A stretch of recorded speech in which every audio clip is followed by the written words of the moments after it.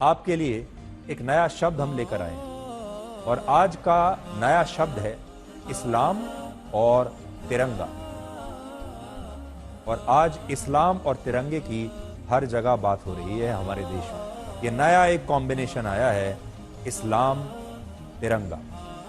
आपको याद होगा कुछ समय पहले असदुद्दीन ओवैसी के छोटे भाई अकबरुद्दीन ओवैसी ने एक बार कहा था कि देश से 15 मिनट के लिए पुलिस हटा दो तो पता चल जाएगा कि कौन कितना ताकतवर है। यानी वो कह रहे हैं कि 15 मिनट के लिए पुलिस को हटा दो और फिर देश के मुसलमान बता देंगे कि उनके अंदर कितनी ताकत है। ये खुलेआम उन्होंने चेतावनी दी थी। इसी तरह मौलाना तौकीर रजा ने अभी हाल ही में यह बयान दिया कि अगर भारत के 1% मुसलमान भी सड़कों पर उतर आए तो सरकार के लिए जवाब देना मुश्किल हो जाएगा। लेकिन महाराष्ट्र में जब देश के 21 करोड़ मुसलमानों में से सिर्फ 12,000 मुसलमान सड़कों पर उतर आए तो इन दृश्यों ने हर किसी को हैरान कर दिया। और अब लोग कह रहे हैं कि अगर देश के 1% तो छोड़ दीजिए, देश के 0.01% मुसलमानों के सड़कों पर उतरने से अगर ऐसा जन सैलाब आ सकता है तो अगर 1% मुसलमान सड़कों पर उतर आए तो देश में क्या स्थिति हो सकती है, आप कल्पना कीजिए। जो तस्वीरें आप देख रहे हैं ये महाराष्ट्र के ठाणे और मुंबई की हैं, जहां लगभग 12,000 मुसलमानों ने छत्रपति संभाजी नगर से मुंबई तक पैदल यात्रा निकाली जिसका नाम था तिरंगा संविधान रैली। ये एक रैली की तस्वीर है। ये रैली मुंबई तक गई और संविधान रैली के नाम से तिरंगा संविधान रैली इसे नाम दिया गया। ये रैली इतनी विशाल थी कि इसके कारण मुंबई को नागपुर से जोड़ने वाले एक एक्सप्रेसवे पर ऐसा भीषण जाम लग गया जैसा कि इससे पहले कभी देखा नहीं गया था। ये रैली बीजेपी विधायक नितेश राणे और संत रामगिरी महाराज के उन आपत्तिजनक बयानों के खिलाफ निकाली गई जिनमें उन पर मुसलमानों के खिलाफ नफरत फैलाने और इस्लाम धर्म का अपमान करने के आरोप लगे थे। इसके विरोध में यह रैली निकली। इनमें बीजेपी विधायक नितेश राणे ने कहा था कि अगर 24 घंटे के लिए पुलिस को छुट्टी पर भेज दिया जाए तो हिंदू अपनी असली ताकत दिखा देंगे। इसके अलावा उन्होंने मस्जिदों को लेकर भी एक भड़काऊ बयान दिया था और विवादित बयान देने के मामले में संत रामगिरी महाराज का बचाव भी उन्होंने किया था। और इन्हीं बयानों के विरोध में महाराष्ट्र में लगभग 12,000 मुसलमानों ने 300 किलोमीटर लंबी एक संविधान यात्रा निकाली जिसमें सभी मुसलमानों के हाथों में भारत का राष्ट्रीय ध्वज तिरंगा था। और इन तस्वीरों में आज 3 बिल्कुल नई बातें छिपी हुई हैं जो आज आप सबको ध्यान से सुननी चाहिए। ये तस्वीरें आप देख रहे हैं, जन सैलाब है। संख्या आप देखिए, एकता देखिए, जज्बा देखिए।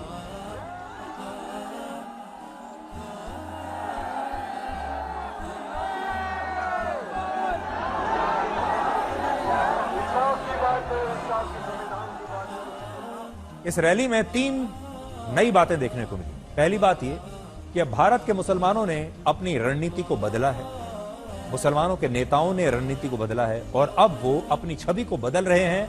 और अब आज का मुसलमान अपने आप को राष्ट्रवाद से और तिरंगे से जोड़ रहा है। इससे पहले आपने इस तरह की रैली में तिरंगे झंडे का इस्तेमाल कभी नहीं देखा होगा। लेकिन पहले जब मुसलमान इस तरह की यात्राएं निकालते थे, विरोध प्रदर्शन किया करते थे, रैली किया करते थे, तब इनमें उनके हाथों में हरे रंग के धार्मिक झंडे होते थे।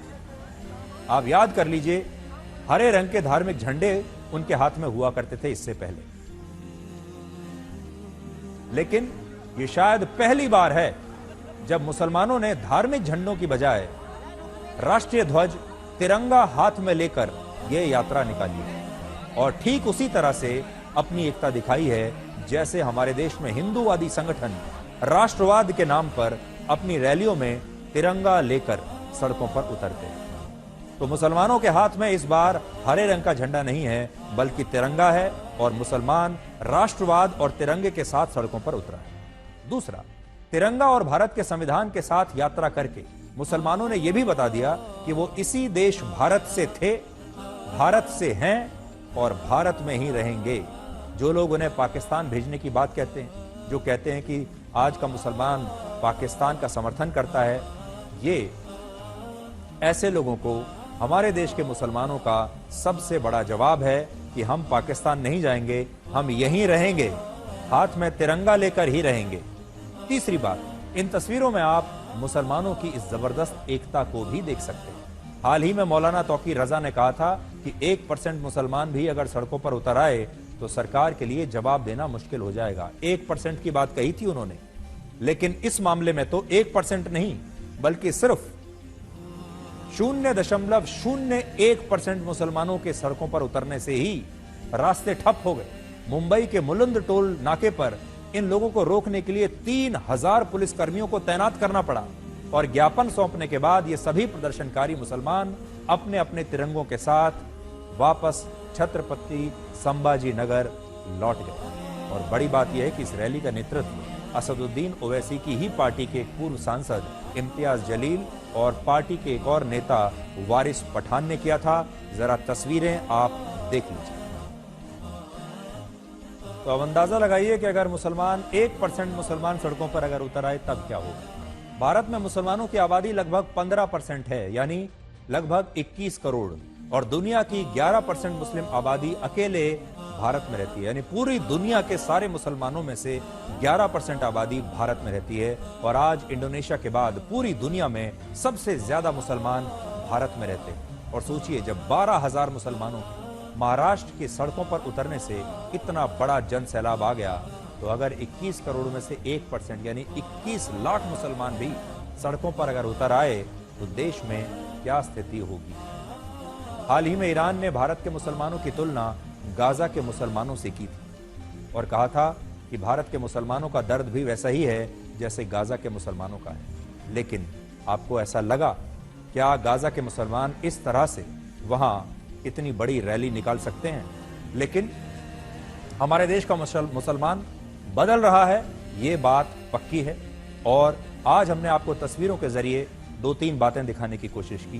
पहली, उनकी एकता, और उन्होंने बता दिया कि अगर आप उन्हें जरूरत से ज्यादा दबाएंगे तो वो सड़कों पर निकल आएंगे और संख्या इतनी बड़ी होगी कि सरकार और पुलिस भी उन्हें संभाल नहीं पाएंगे। तो उन्होंने एकता दिखाई है।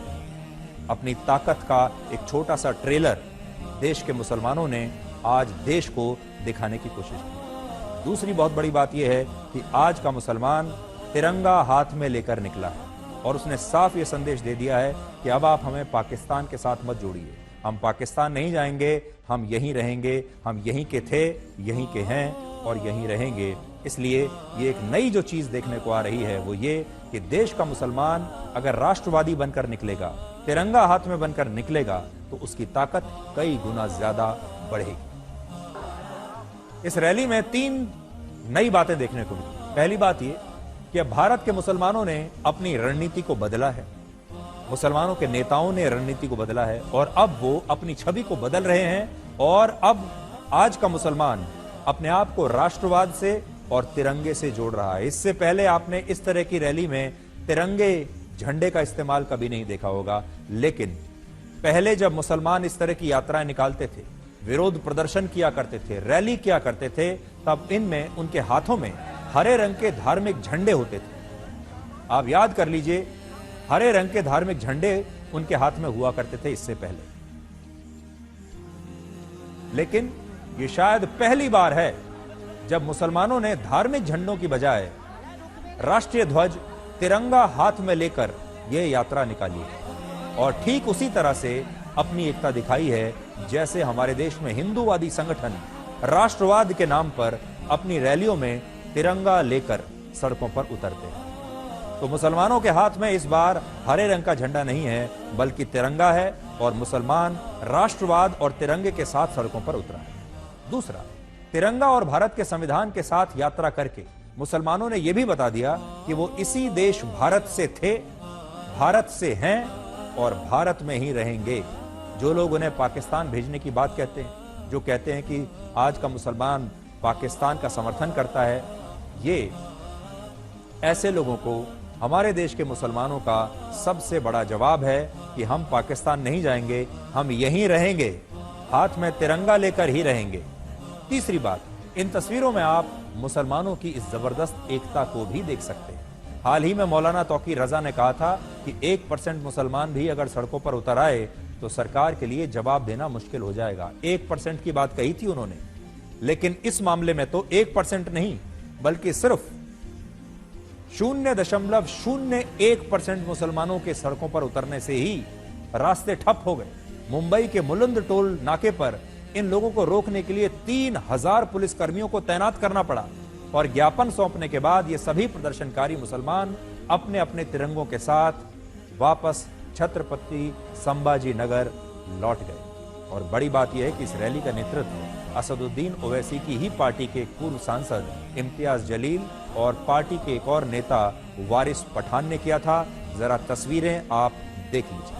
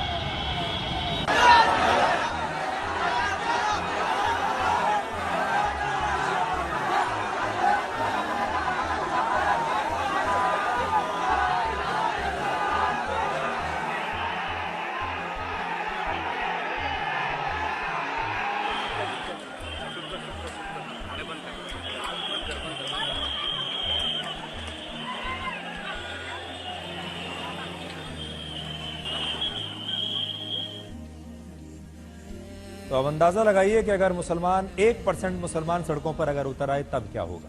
भारत में मुसलमानों की आबादी लगभग 15% है, यानी लगभग 21 करोड़, और दुनिया की 11% मुस्लिम आबादी अकेले भारत में रहती है। यानी पूरी दुनिया के सारे मुसलमानों में से 11% आबादी भारत में रहती है। और आज इंडोनेशिया के बाद पूरी दुनिया में सबसे ज्यादा मुसलमान भारत में रहते हैं। और सोचिए, जब 12,000 मुसलमानों की महाराष्ट्र की सड़कों पर उतरने से इतना बड़ा जन सैलाब आ गया, तो अगर 21 करोड़ में से 1% यानी 21 लाख मुसलमान भी सड़कों पर अगर उतर आए तो देश में क्या स्थिति होगी।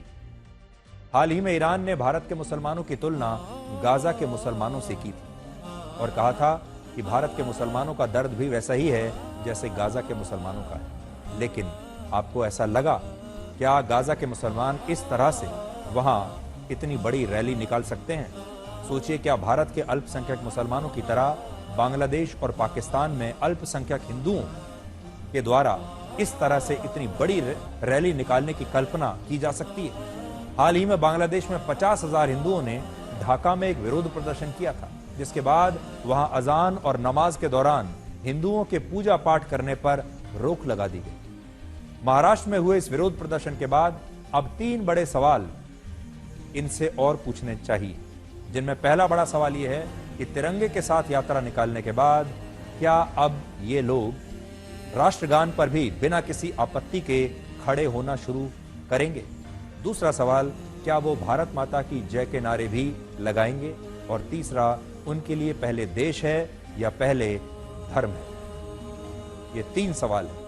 लेकिन हमारे देश का मुसलमान बदल रहा है, ये बात पक्की है। और आज हमने आपको तस्वीरों के जरिए 2-3 बातें दिखाने की कोशिश की। पहली, उनकी एकता, और उन्होंने बता दिया कि अगर आप उन्हें जरूरत से ज्यादा दबाएंगे तो वो सड़कों पर निकल आएंगे और संख्या इतनी बड़ी होगी कि सरकार और पुलिस भी उन्हें संभाल नहीं पाएंगे। तो उन्होंने एकता दिखाई है। अपनी ताकत का एक छोटा सा ट्रेलर देश के मुसलमानों ने आज देश को दिखाने की कोशिश की। दूसरी बहुत बड़ी बात यह है कि आज का मुसलमान तिरंगा हाथ में लेकर निकला है और उसने साफ ये संदेश दे दिया है कि अब आप हमें पाकिस्तान के साथ मत जोड़िए। हम पाकिस्तान नहीं जाएंगे, हम यहीं रहेंगे, हम यहीं के थे, यहीं के हैं और यहीं रहेंगे। इसलिए ये एक नई जो चीज देखने को आ रही है वो ये कि देश का मुसलमान अगर राष्ट्रवादी बनकर निकलेगा, तिरंगा हाथ में बनकर निकलेगा, तो उसकी ताकत कई गुना ज्यादा बढ़ेगी।